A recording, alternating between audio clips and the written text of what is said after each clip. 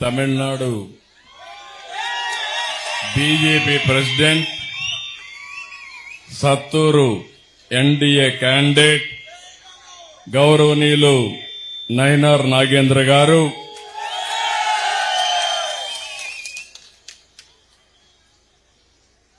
அனைவருக்கும் வணக்கம்.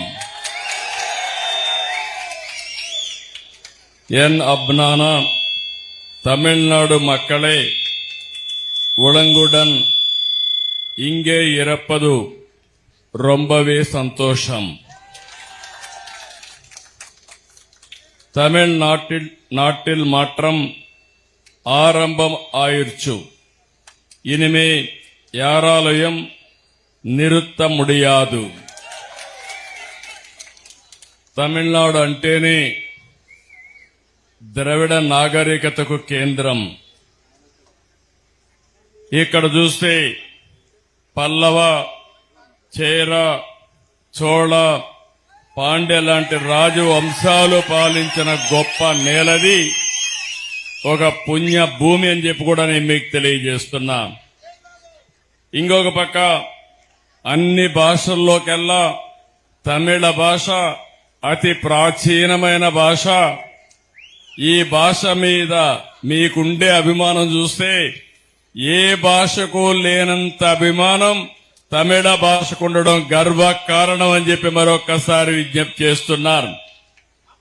అందుకని నరేంద్ర మోడీ గారు కూడా చాలా స్పష్టంగా చెప్పారు, మాతృభాష, తల్లి భాష, ఏ భాష అయితే ఆ భాషలోని పిల్లల్ని చదివిస్తే విద్య బాగా అబ్బుతుందని చెప్పిన వ్యక్తి నరేంద్ర మోడీ గారని చెప్పి కూడా మరొకసారి విజ్ఞప్తి చేస్తున్నారు. బ్రిటిష్ పాలనలోనే తమిళనాడుకు ఒక ప్రత్యేకత ఉంది. మెడ్రాస్ ప్రెసిడెన్సీ దక్షిణ భారతదేశంలో ఉండే అన్ని రాష్ట్రాలు చెన్నైకే రావాలి. ఈరోజు చెన్నై, ఆ రోజు మెడ్రాస్. నేను కూడా అక్కడికే వచ్చేవాడిని.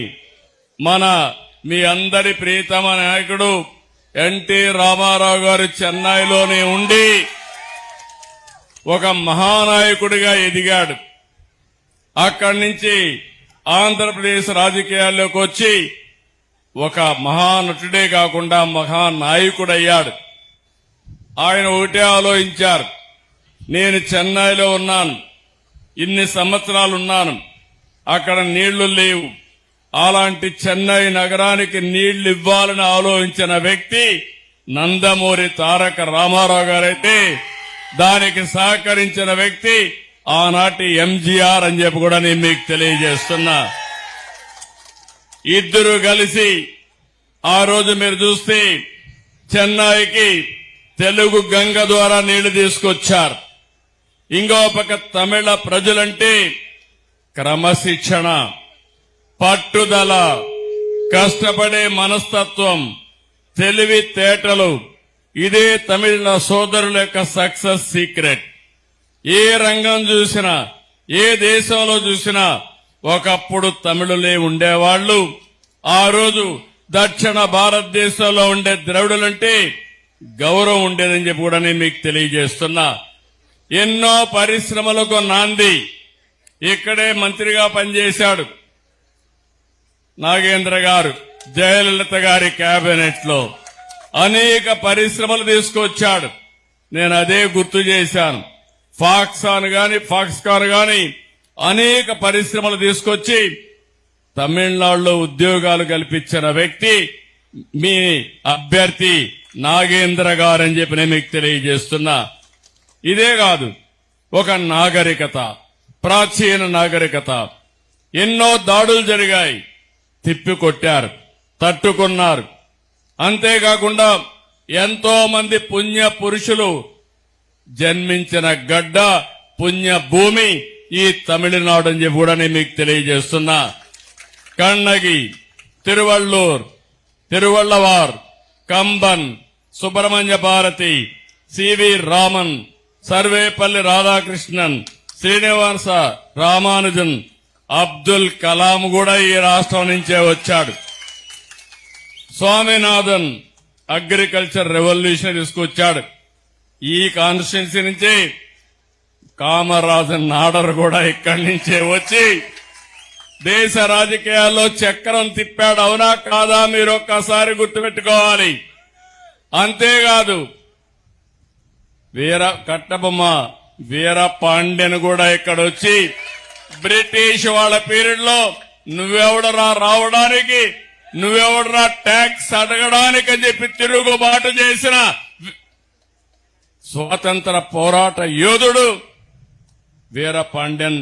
మన నాయకుడు ఎన్టీ రామారావు గారు ఒక సినిమా తీస్తే అందులో ఆయన క్యారెక్టర్ ను కూడా తీసుకునే పరిస్థితికి వచ్చారు.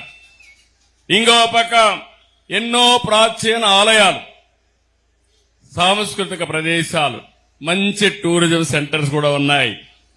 తంజావూర్, తిరుచిరాపల్లి, చిదంబరం, మదురై, కంచి, రామేశ్వరం, ఇంకో పక్క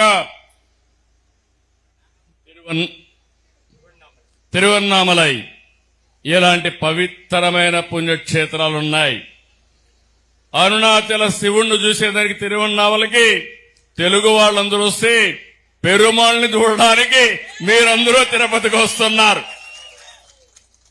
అది మన ప్రత్యేకత అని చెప్పి కూడా నేను మీకు తెలియజేస్తున్నా. నేను ముందే చెప్పాను, మనందరం ఒకటే.